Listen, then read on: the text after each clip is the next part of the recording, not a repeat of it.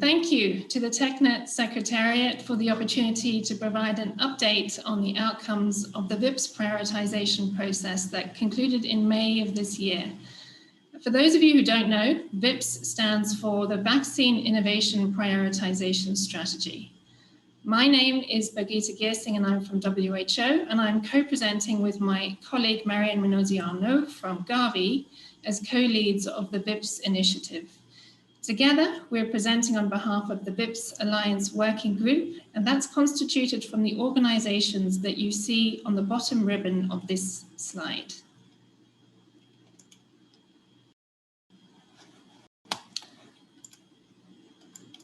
So today we'd like to communicate the outcomes of this prioritization process, but we're also seeking your input into the next steps that we're proposing, and specifically on some key assumptions that we have as VIPS considers how to drive product development and uptake of priority innovations.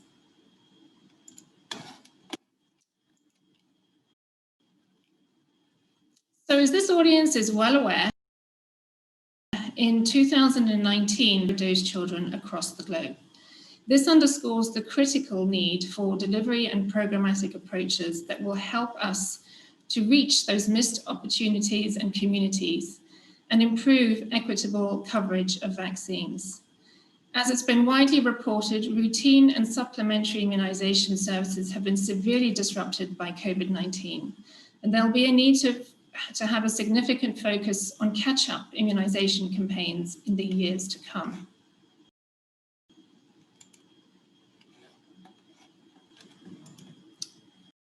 Apologies.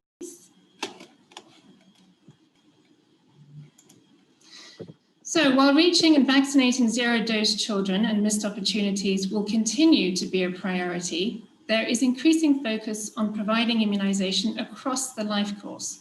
So we also need to think about vaccine delivery technologies and approaches that will enable the immunization and catch-up of under-vaccinated children, including those in the second year of life, but also older children, adolescents, adults, and older adults.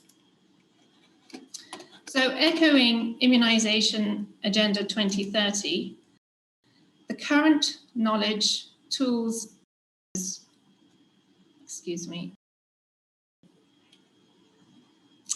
will not be enough to achieve the Alliance goals on equitable vaccine coverage. New approaches are going to be needed, and these include innovative products, services, and practices.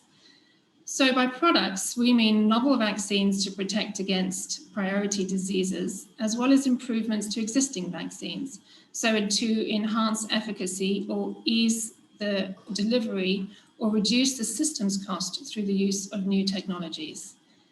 And innovations in product attributes like improved thermostability and needle-free administration have the potential to overcome many of the country's immunization barriers by simplifying logistics and increasing the acceptability and safety of immunization. These attributes can be real game changers in minimizing missed opportunities and enabling more effective.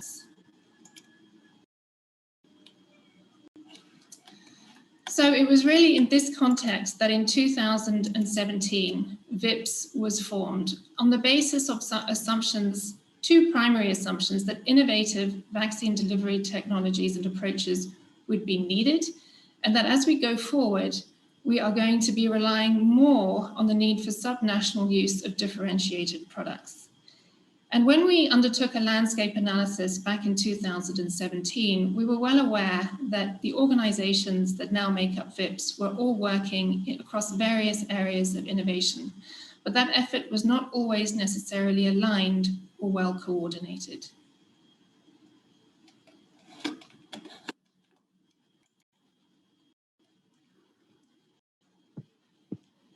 So that's in this context that we launched VIPS, and we started to work in 2018 on this initiative, which goal is really to align and to provide clarity on which priority product innovations the Alliance wants to drive for manufacturers and partners to make investment decisions. Next slide, please, Gitte.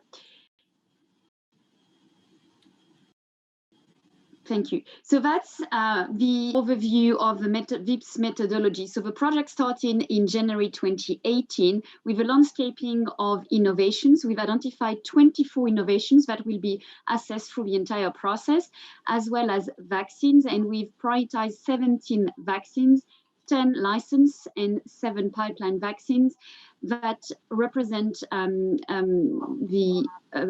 broad picture of the universe of vaccines to be assessed together with innovation. So the first phase was about assessing 24 innovations not linked with vaccines yet. So based on the characteristic of the innovations, their design, if you want, and the potential breadth of use, so applicability to several vaccines.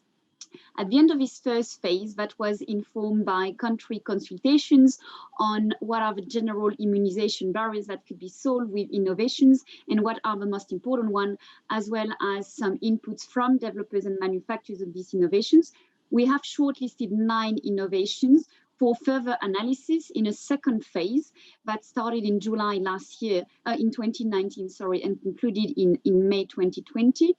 Where we have further assessed the list of the shortlisted 9 innovations with the 17 priority vaccines. In this second phase, we have conducted significant consultations. So the first one with countries, because one of the objectives of the VIPS initiative was to better understand country needs. We've undertaken significant efforts to consult with countries at national, at subnational levels, as well as with healthcare workers when it was possible. And through the entire process, we've gathered inputs from more than 800 people in countries. That really allowed to ensure that VIPS prioritizes innovations that could address real challenges and problem statements in countries. And that's really the foundation of VIPS. On top of countries and of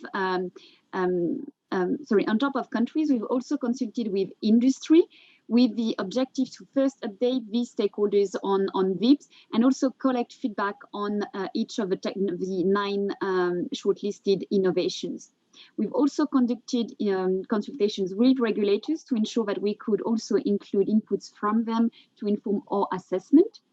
And this entire process of the phase 1 and the phase 2 have been relying on comprehensive analytical evaluation frameworks that included indicators that span across several criteria, including, for instance, health impact, coverage and equity, safety, cost, both from the commodity cost perspective as well as delivery cost, environmental impact, technology readiness, commercial feasibility, and as I mentioned before, breadth of use.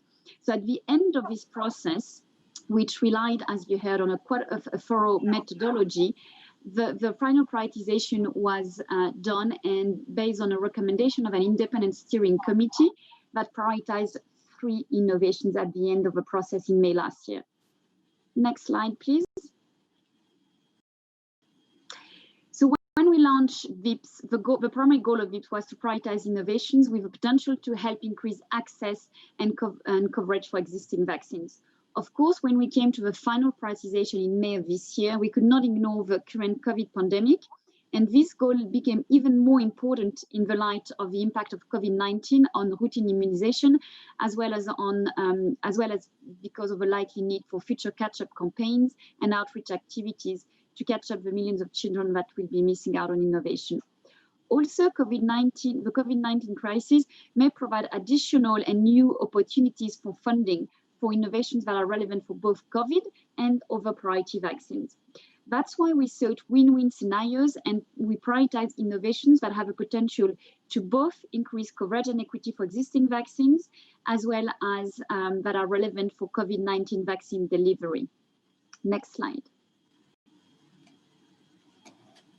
So following a 2-year process that involved, as Marion just outlined, and the oversight of a broad steering committee, the 5 alliance organizations have been able to align for the first time on the priority vaccine product innovations. And these are microarray patches, heat-stable formulation, including CTC, and barcodes on primary packaging. These each have important applications to EPI vaccines, and if they're used in a synergistic way, they could dramatically accelerate catch-up and recovery. MAPs were identified in the country consultations as having the potential to address the most immunization barriers. They could be used in a number of different scenarios, including routine, supplemental, and house-to-house delivery, and across the life course, and are particularly compelling for outbreak response, where they could eventually be used in self-administration. They have potential compatibility for the use across several different vaccines, including those with elimination agendas, so vaccines like measles, rubella, IPV, and HPV. When we think about heat-stable formulations, this innovation refers to the formulations that can increase heat stability across the thermostability spectrum. So on the one hand, to improve conditions for ultra-cold storage vaccines. To the other, when we think about liquid vaccine formulations that are sufficiently stable to be kept in a controlled temperature change, so that's at 40 degrees centigrade.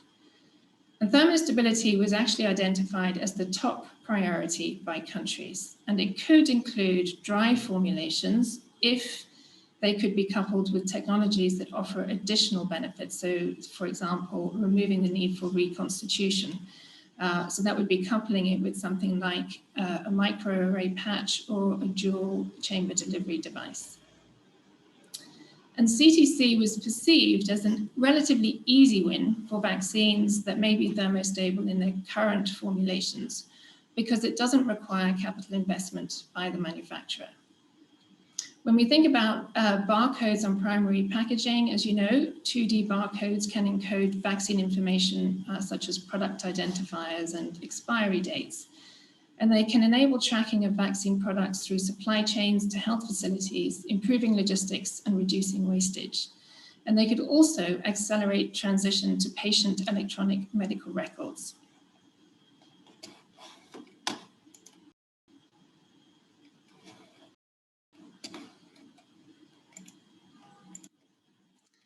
So clearly these innovations and the attributes that they offer are also very relevant for deployment and administration of COVID vaccines. The removal of the reconstitution step with MAPs means that it's easier and safer to administer.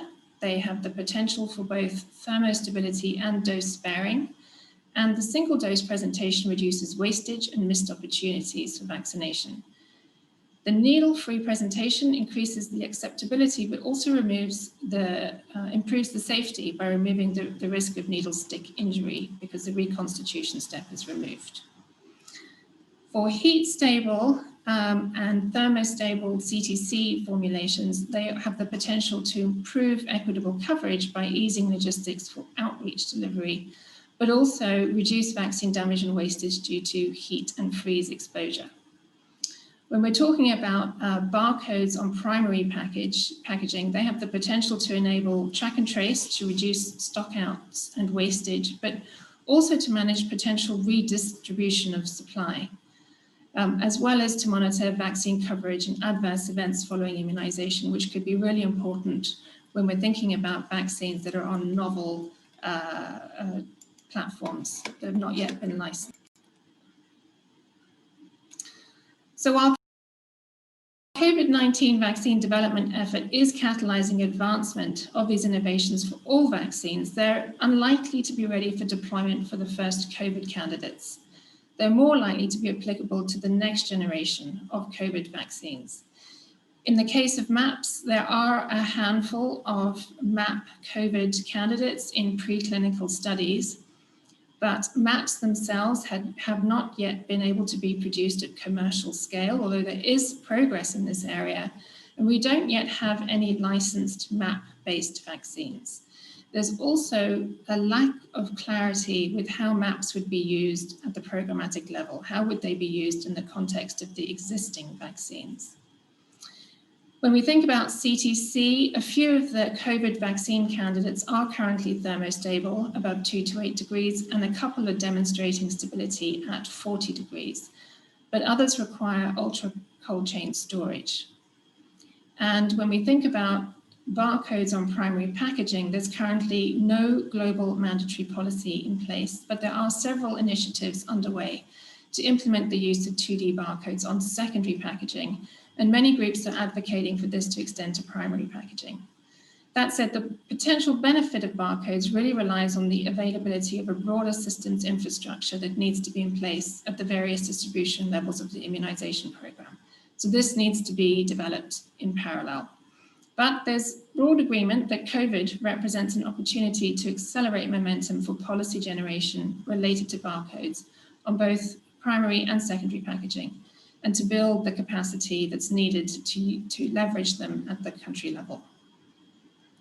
So all three of these innovations could be and are being co-developed with vaccine candidates now to be positioned for future emergency response or for use with COVID vaccines in the longer term. So now the exercise is concluded, what next? Well, when we formed VIPS back in 2018, the mandate was to develop a common framework for prioritizing innovations in product attributes founded on country needs, and then to convene a platform to create alignment around these, and ultimately to communicate those priorities. And we feel that VIPS has delivered on these original objectives. That said, having got to this stage, we also understand that more will be needed to advance these technologies in a meaningful and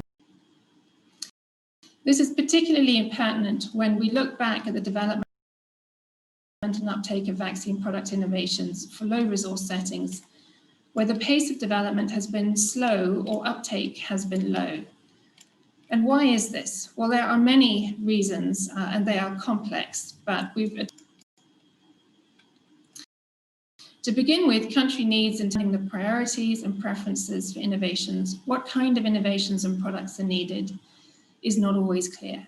During the last 3 years of VIPS, we've often heard of innovations looking for a problem to solve, referred to as the top-down approach, rather than the problems being identified and having those drive innovation attributes. So as a consequence, there can be lack of alignment on the priority innovations and product preferences, which could lead to development of products that are not always optimal for use. And the country level, there's often not the data and evidence that is required to demonstrate the incremental socio-economic and public health impact, particularly where innovations cost more than the existing vaccine. So for vaccine manufacturers and product developers, effective vaccines often already exist, and it costs a significant investment in risk to develop a new vaccine. So coupled with this, that the product development pathway is often poorly defined, this culminates in a lack of commercial incentive. And we need to address these issues through an integrated and holistic approach to quantify the benefit to an interest from country immunization to manufacturers.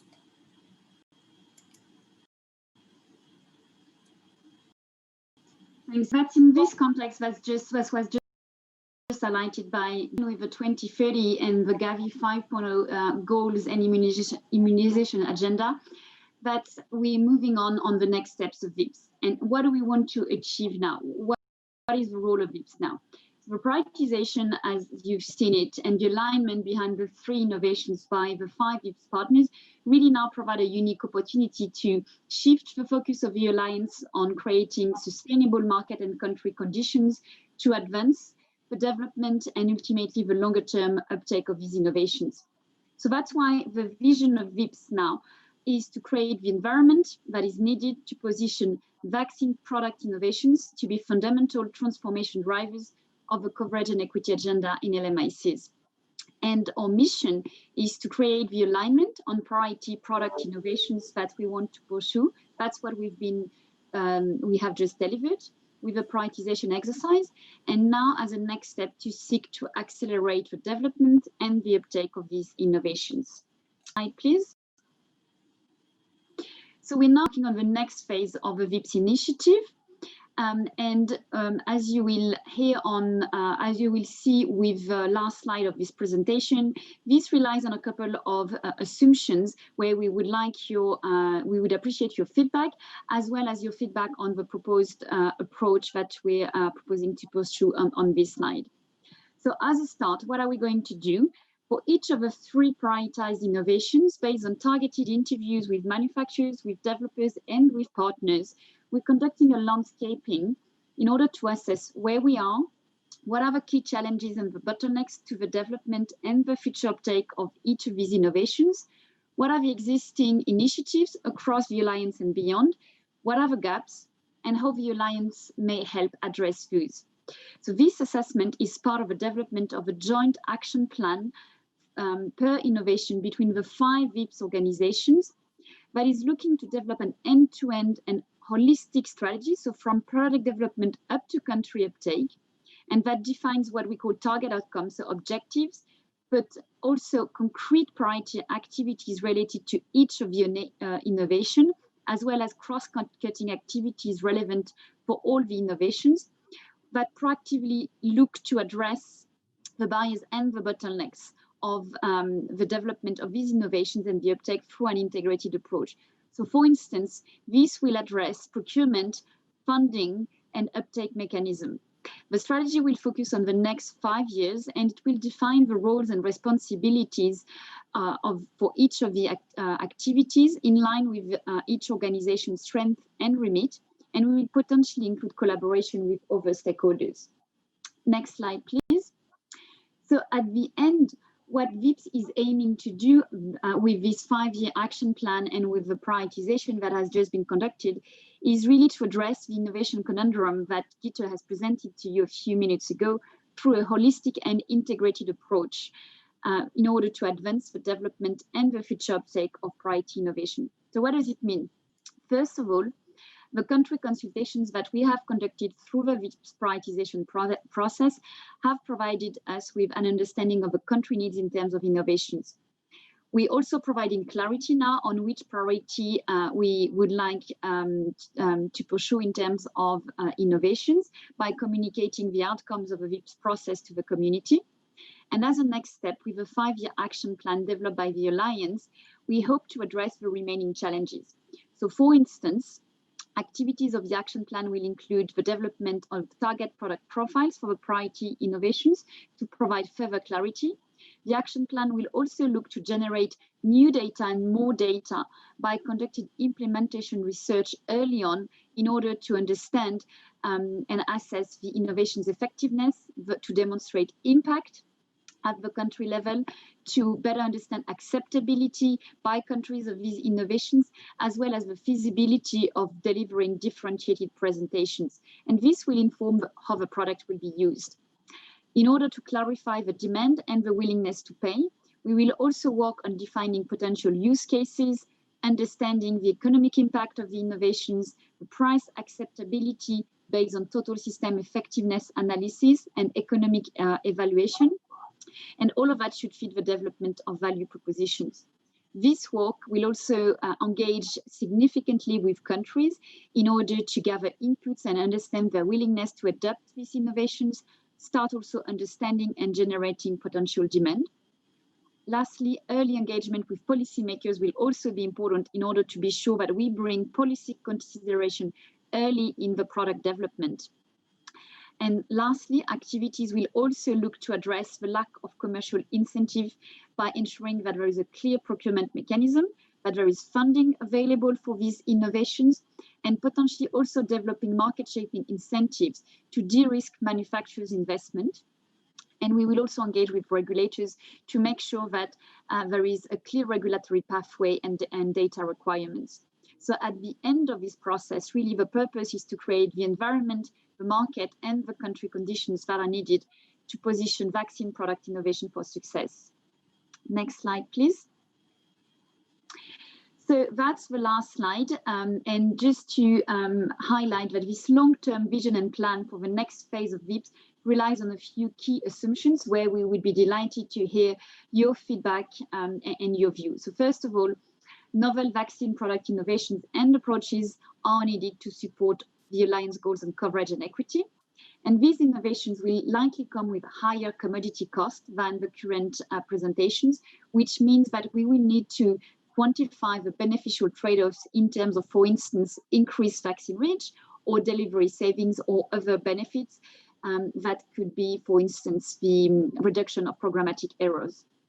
in order to support the future uptake of these innovations, the environment in terms of policy, procurement, and delivery will also need to evolve to accommodate differentiated presentations within, for instance, a region or a country, procurement of products with a price premium, as well as the country selection and implementation of differentiated products. And this will require coordinated and end-to-end strategies with partners, as well as potentially some stronger incentives for innovations that do not have a potential dual market in HICs. Next slide, please, Gitte. So thank you very much. We're very grateful for your attention, and we would be very happy to hear any comments or questions you may have, and especially your feedback on the proposed next steps for the VIPS initiative, as well as the underlying assumptions. Thank you very much. Thank you.